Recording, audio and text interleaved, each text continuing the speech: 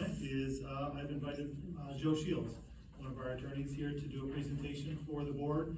There's been some discussions recently around the human rights law, and so I thought it'd be important for the board to hear from an actual attorney and what the human rights law is and how it applies to gender and gender discrimination, etc. So, Joe, thanks for being with us tonight. I appreciate you coming out. Yeah, Jamie, thank you so much for having me. Good evening, everybody. I did want to just present to you a few slides to explain to the Board of Education your obligations in compliance with New York. This is a New York State law, the Human Rights Law. So, just a little background to get started. The New York State Human Rights Law, in 1945, New York State became the first state to enact legislation prohibiting discrimination in employment based on race, color, creed, and national origin. It covers all New Yorkers across the state and is enforced by a division called the New York State Division of Human Rights, SDHR, you'll see throughout the slides. That's a state agency, and that's important because down the road we'll look at some slides that talk about interpretation of law and how that's done, and there's guidance. And I know there's been criticism of guidance, but when you have an administrative body, the courts give deference to the administrative body and the guidance that they follow. So that's just another way of background. And the human rights law is designed as an alternative to the court system. So enforcement of the human rights law is through the division, and the Division of Human Rights has powers to hold hearings, to subpoena witnesses, to require the production of examination of papers relating to the matter under the investigation. So if someone feels discriminated against, they can go to the division and file a complaint, and then the division will hold hearings, they'll administer oaths and take testimony. And the discrimination has been expanded. You know, at the first slide in 1945, it was those limited purposes, but it has recently been expanded to include sex, gender identity, or expression, or sexual orientation, which is in there, but I didn't highlight as well. And that's Human Rights Law, Section 296. That's a state statute. That's the law in New York State. Some other states have different laws, but not New York.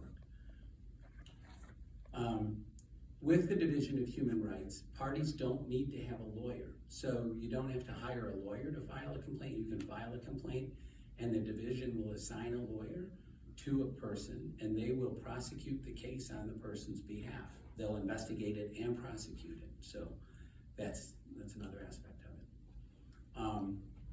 Human Rights Law, Section 299, which is cited at the end of the slide there, talks about if a district or an entity or a group just says, we're not going to comply with what you want, it's actually a misdemeanor in the state of New York. So you can be punished if you just willfully disregard.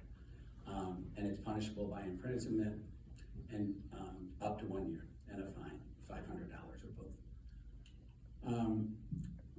So for school districts, SDHR typically impacts schools as a result of complaints by students. So by background, some of you know me, some don't. We represent about 200 school districts across the state of New York. So we work with many different school boards and school districts. And the rise of SDHR claims have risen. Students, it's been expanded to them, and they can simply file a complaint, or a staff member. And now it even includes visitors. So if you had a construction worker or some vendor who's on your site, they could also file a claim with the division if your practices are discriminatory. I mentioned earlier there's guidance, which the division looks at. So NYSED, New York State Education Department, or the Office of General Service Guidance, says there's an independent duty, independent of federal law, so outside of federal law, to protect transgender students from harassment, discrimination in schools and in school functions. So there's a duty that you're bound by. And again, this guidance goes on to say the denial of the use of restrooms or other facilities consistent with a person's gender identity, locker rooms, would be a form of discrimination if you were to not follow the law.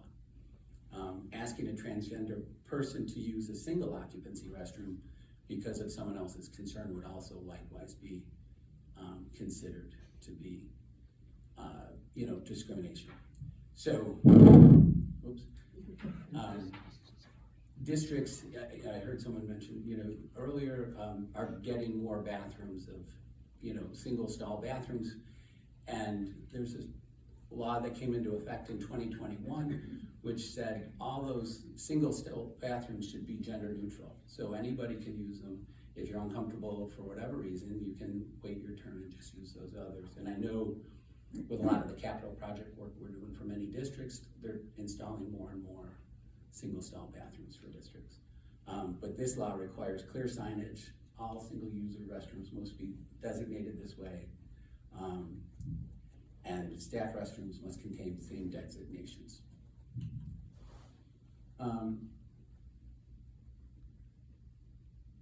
So this slide talks about, again, how the law is enforced. And it says that it's going to be liberally construed. So the division looks at the law liberal when it's trying to accomplish the remedial purpose for what it's created for, to prevent discrimination.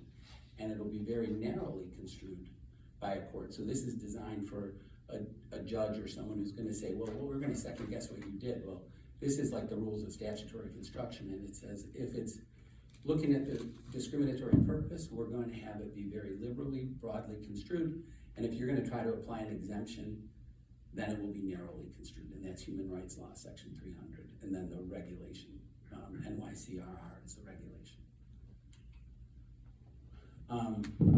With respect to the Division of Human Rights, once somebody files a complaint, the threshold question when a complaint gets filed is made by an investigator is there probable cause for this matter to continue? So a complaint gets filed, and then the district, in this case, if you were the respondent, we would put in an answer on your behalf, and our job is to hopefully convince the division there is no probable cause. This person who's brought the complaint is unfounded and it should go away.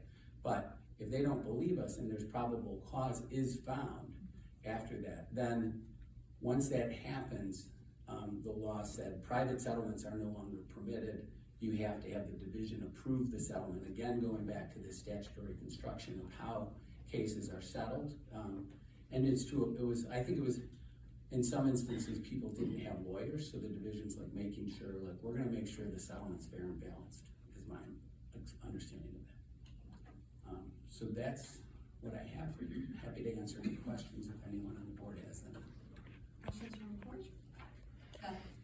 Joseph, if a person, hypothetically, made a complaint that the district, let's say, didn't have a bathroom, a gender-neutral bathroom would be needed, would the settlement have to be a punitive, you owe this much money, or would it just be, you have to build a bathroom? So it could be that you could be ordered to pay money. It depends on the facts of every case, right? But you could be ordered to pay money. And also build a bathroom, or just?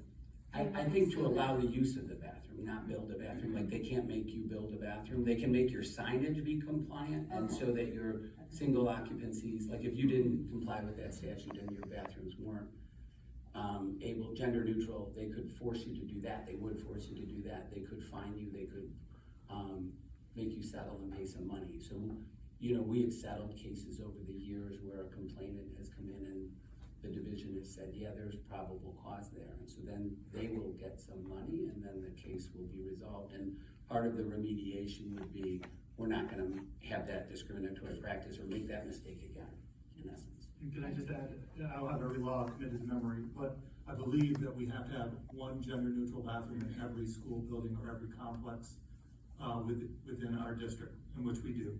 So, if your question was, do we need gender-neutral bathrooms? We are compliant in that. We have one in every complex, but. It was an easy example. Right, okay. It's the only one that came immediately to mind. Thanks. Anything else? And these laws don't apply just to schools. No. They apply to businesses, they apply in the real world. Yeah. We're not talking about a school-only scenario. You can go into a restaurant, for example, or maybe you go to an apartment, you're looking at an apartment, and a comment is made by the representative of that apartment or the owner. That can become an action Right. a complaint which the probable cause is found, I mean, it actually have people turn this into money grab. Yeah. They'll go out and look for these complaints. Yeah. Because they know that they're gonna get cash in their pocket, these are not criminal, it's a civil settlement. Right. So it's money in their pocket if they can convince, the division to find probable cause. That's right, that's a great point, John. My lens is schools, but it is a New York State law, it applies to all businesses, so it is equally enforced, and like I said, anybody who believes they've been discriminated against can go file a complaint with the division. It's not hard, there's an online form, and then that's why they have that threshold to maybe weed out some of the money grabs. If it's not a genuine action of discrimination, then the case will go away. That happens quite often, but then the ones that there's probable cause, you then see how they run the course. Okay. Jen, do you have a question? No? So, Okay. thanks, Joe. Okay, thank Appreciate you. it. Thanks for Thank your, you. thank you